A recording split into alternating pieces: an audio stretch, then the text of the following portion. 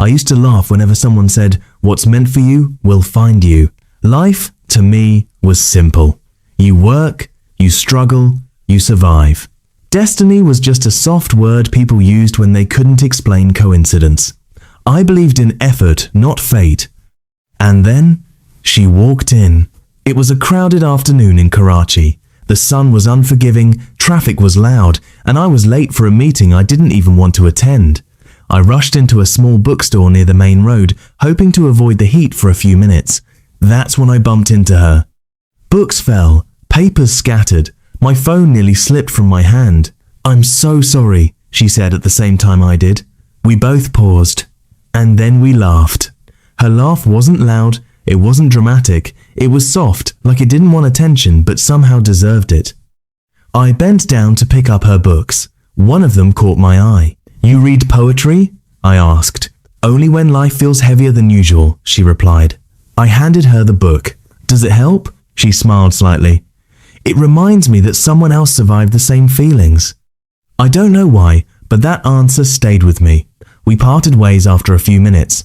No numbers, no promises, just a brief moment in a bookstore that felt different. I told myself it was nothing. But destiny doesn't knock once. A week later, I saw her again. This time at a cafe near the sea. She was sitting alone, staring at the horizon like she was waiting for something only she could see. I hesitated. Then I walked over. "Do you only appear when I'm running late?" she asked playfully. I smiled. "Or maybe you're following me?" She raised an eyebrow. "That would make you the destiny believer." "I don't believe in destiny," I said quickly. "Good," she replied. "Neither do I." We both knew we were lying a little. I sat down. Her name was Hania. She was studying architecture. She loved old buildings because they carried stories in their cracks. She believed that life wasn't about finding perfection, but about building something strong enough to survive storms. I found myself telling her things I don't usually tell anyone, about my fears, about how I always felt slightly out of place, like I was meant for something bigger but didn't know what it was. "Maybe you're not lost," she said thoughtfully. "Maybe you're just on your way." "On my way to what?" She didn't answer, but her eyes did. Our meetings became unplanned traditions. The bookstore, the cafe, even random traffic signals where we'd wave at each other through car windows like teenagers. Every time I told myself it was coincidence. But deep down, something felt aligned, like invisible threads were quietly pulling us toward each other. One evening, we walked along the beach as the sky turned golden. "Do you ever think about your future wife?" she asked suddenly. The question caught me off guard. "Not really," I admitted. "I guess I assume she's somewhere living her life. What do you think she's like?" I looked at her. She's strong, soft-hearted, overthinks sometimes, pretends she doesn't believe in destiny. Hania laughed and nudged my arm. "You just described me. Maybe you're my future wife then," I teased. The joke lingered in the air longer than it should have. For a moment, neither of us laughed. Life, of course, doesn't move in straight lines. Her father got a job transfer to Islamabad. The move was sudden, fast, unavoidable. She told me on the same beach where we first walked together. "I leave in 2 weeks, she said quietly. 2 weeks. The word felt like a countdown. So this is where destiny ends? I tried to joke. She looked at me, serious. Maybe this is where destiny begins. I didn't know what that meant, but I knew I didn't want her to go. The last night before she left, we met at the bookstore where we first collided. Full circle. "I don't want to say goodbye like strangers," she said. "Then don't." "Then what do we say?" I took a deep breath. "We say this isn't random." Her eyes searched mine. "You still don't believe in destiny?" I shook my head slowly. "I believe in choice, and I choose you." The words surprised even me. Silence filled the space between us. "I don't know what the future looks like," I continued, "but I know every important moment in my life somehow had you in it. So if that's not destiny, I don't know what is." A tear slipped down her cheek. "I was scared you'd never say it," she whispered. "Say what?" "That you feel it too." I stepped closer. "Feel what?" "That we didn't just meet. We didn't kiss dramatically. We didn't promise impossible things. We just stood there, two people realizing that sometimes destiny isn't magic, it's recognition. Distance tried to interfere. Calls became lifelines, messages became comfort. We learned patience, we learned trust, we learned that love isn't proven in grand gestures, it's proven in consistency. 1 year later, I traveled to Islamabad. I stood outside her house, heart racing harder than ever before. When she opened the door, her smile told me everything I needed to know. "You came," she said. "I was always going to." Her father welcomed me warmly. Her mother offered tea. It felt natural, not forced, not rushed, like I had been there before in another lifetime. That evening, as the sun set behind the Margalla Hills, I turned to her. "I don't believe in accidents anymore," I said softly. She tilted her head. "Oh? You didn't walk into my life randomly." She smiled. "Then, what did I walk into?" I took her hand. "You walked into my destiny." Her eyes filled with tears, happy ones this time. "And what does your destiny say now?" she asked.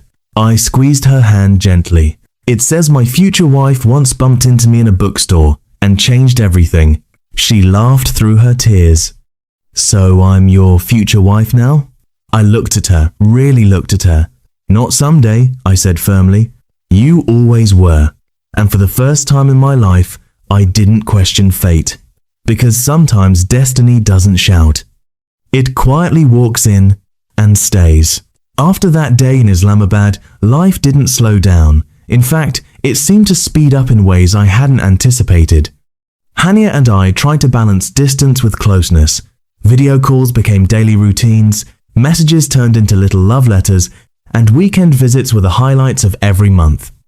Yet, no matter how much technology helped, I craved the real presence of her, the brush of her hand, the warmth of her smile, the sound of her laughter without a screen in between. One rainy afternoon, I found myself walking through the streets of Islamabad, umbrella barely holding against the wind. Hania had invited me over for tea, but I wasn't prepared for the flood of emotions the moment I saw her waiting at the door, drenched, smiling despite the weather. "You could have called for a cab," she said. "I wanted to feel the rain with you," I replied. She shook her head, laughing, and grabbed my hand, leading me inside. That day, we spent hours talking about our dreams, fears, and everything in between. She told me about her career ambitions, designing structures that mattered, buildings that would carry stories long after we were gone. I told her about my own aspirations, ones I had shared with very few people. Somehow, every word felt lighter when spoken to her. By evening, the rain stopped. The street shimmered with reflections of the city lights. I walked her to her balcony to see the skyline, and for the first time, silence between us didn't feel empty. It felt full of unspoken promises. Time went on, and our love grew, quietly and steadily.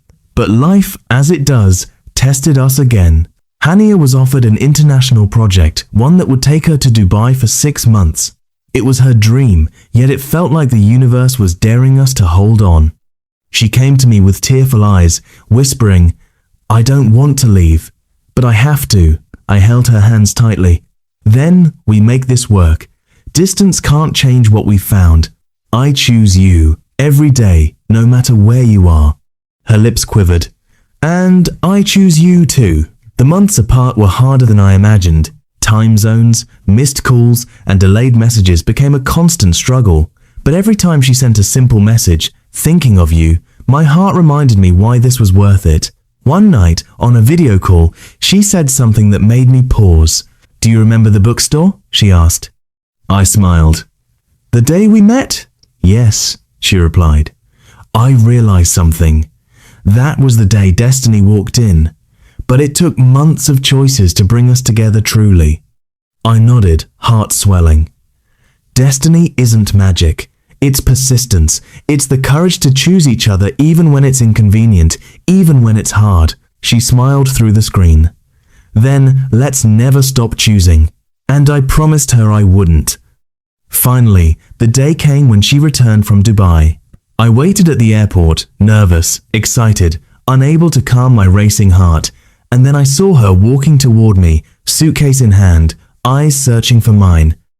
When she saw me, her face lit up and she ran into my arms. We didn't speak. We didn't need to. That embrace said everything. Distance couldn't break us, time couldn't weaken us, and destiny had been walking alongside us all along, quietly, patiently, until we were ready to recognize it. As we walked out together, hand in hand, I realized one thing clearly. Life doesn't always announce what's meant for you. Sometimes it arrives softly, in laughter, in rain, in shared silences, in the moment your future wife walks straight into your destiny. And from that day on, I never doubted it again. If you want, I can write part 3, where the story moves to engagement and the first real-life struggles together. It gets emotional and heartfelt, perfect for the next installment. Do you want me to continue? Life after Hania returned from Dubai felt like stepping into a dream I had been waiting to live. But dreams, I quickly realized,